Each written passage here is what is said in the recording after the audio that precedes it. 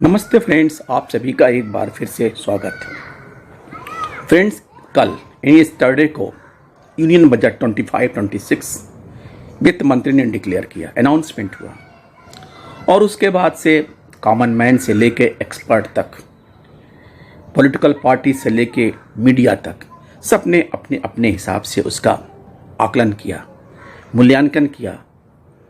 पक्ष के लोग, रूलिंग पार्टी के लोग बड़ाई कर रहे थे, वहीं विपक्षी पार्टी बुराई कर रहे थे।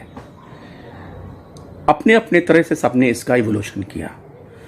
बट एक बात तो मोटी मोटी जो नॉर्मल आदमी को दिखती है, चाहे सैलरीड क्लास को हो, पेंशनर्स हो, कि no income tax up to 12 lakh. बाकी बहुत गहनता में जाके ना कि एग्रीकल्चर सेक्टर में क्या हुआ, एमएसएमई में क्या हुआ और क्या क्या स्कीम पैकेज दिए गए बिहार को, क्या क्या हुआ, इस सब के बारे में बहुत गहनता में न जाते हुए भी, और हमारे AIBRF और AIBA के CH वेंकटाचलम ने भी प्रेस रिलीज किया। पहले बात करते हैं कि AIBRF ने क्या कहा।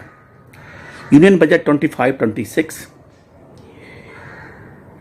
while presenting the budget, she announced that income tax limit under new regime is increased from rupees 7 lakhs to 12 lakhs. In other words, income up to rupees 12 lakhs will be tax free now. It has come as big gift to the middle class of the country, which will provide more disposable income in the hands of common men and thereby providing relief from increasing inflation. It is expected that about 80% of the income tax payers will be out of tax net. This proposal has come a big relief to the bank pensioner. It is expected that from April 25 onwards, there will be no TDS from pension income by banks and retirees will get higher pension credits in their accounts ranging from rupees 5,000 to 80,000 per annum besides receipt of monetary benefits because of this proposal. Retirees will save from a lot of paperwork and administrative hassles.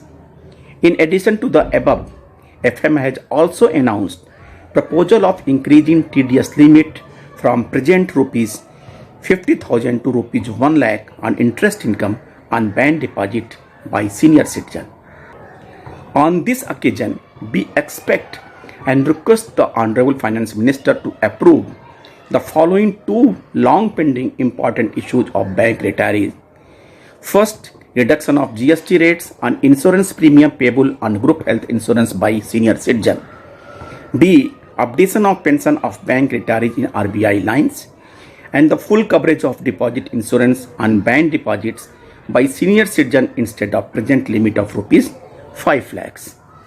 और Shri SC Jain, यहाँ पे दो बातें कभी भी budget में ऐसे announcement की अपडेशन ऑफ पेंशन का अनाउंसमेंट अमूमन नहीं होता है, और GST इंश्योरेंस प्रीमियम पर कम करने के लिए जब तक GST काउंसिल अप्रूव नहीं करेगी तब तक ये किसी बजट में इस तरह का अनाउंसमेंट भी नहीं किया जाता है।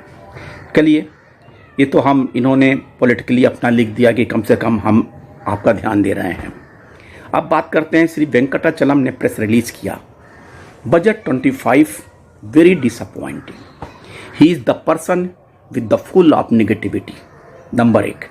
नंबर 2, ये वही व्यक्ति हैं जो 29 तारीख को बैंकर्स के बारे में, बैंकर्स के इश्यूज को वित्त मंत्री को लेटर लिख रहे थे।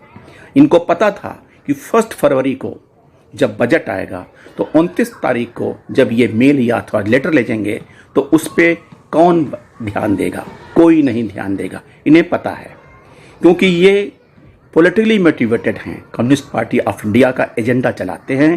केवल बैंकर्स के कंधे पे बंदूक रख के, जो 8 लाख बैंकर्स हैं, इनके कंधों पे बंदूक रख के ये व्यक्ति अपना पॉलिटिकल एजेंडा सेट करता है। इसके अलावा इसके पास कोई काम नहीं है। नॉर्मल वे में भी जब ये व्यक्ति 5 डे बैंकिंग के बारे में कोई बात नहीं करता, पेंशन अपडेशन के बारे में कोई बात नहीं करता, हेल्थ इंश्योरेंस प्रीमियम के बारे में बात नहीं करता, या यही वो व्यक्ति है जिसने 12th बाइपार्टाइट में क्लर्क अवार्ड स्टाफ पे जो जॉब प्रोफाइल चेंज करने का सबसे बड़ा जिम्मेदारी इसी व्यक्ति का है। और ये व्यक्ति लिखता है, bank employees have been demanding reverting back the old pension scheme from the contributory NPS, but there is no mention in this budget. Bank employees and officers are facing the problem of sudden huge burden of income tax on perquisites, but the budget is conventionally silent on this. On the whole, this budget is big disappointment. इस व्यक्ति को नहीं दिख रहा है कि 12 लाख का जो इनकम टैक्स का रिबेट मिल रहा है वो किसके लिए है। बैंकर्स उससे अलग है, बैंक पेंशनर उससे अलग है, अथवा मिडिल मैन उससे अलग है। खैर, परजुएट टैक्स के बारे में इस व्यक्ति ने एक बार भी किसी बैंकर से एक बारे में भी रिक्वेस्ट नहीं किया। Bank of Baroda, state bank of India, Canara bank ने अपने आप स्वतः किया, उनकी पर्सनल यूनियन ने, जो कंसर्न बैंक यूनियन ने प्रेशराइज करके अथवा मोटिवेट करके परसुएट करके कराया। इस व्यक्ति ने as big bank industry level पे एक बार इसने किसी से नहीं कहा कि परक्विजिट्स पे कम होना चाहिए। आज जब बजट आ गया तो उसके बाद ये व्यक्ति बोलता है कि परक्विजिट टैक्स के बारे में कोई बात नहीं की गई।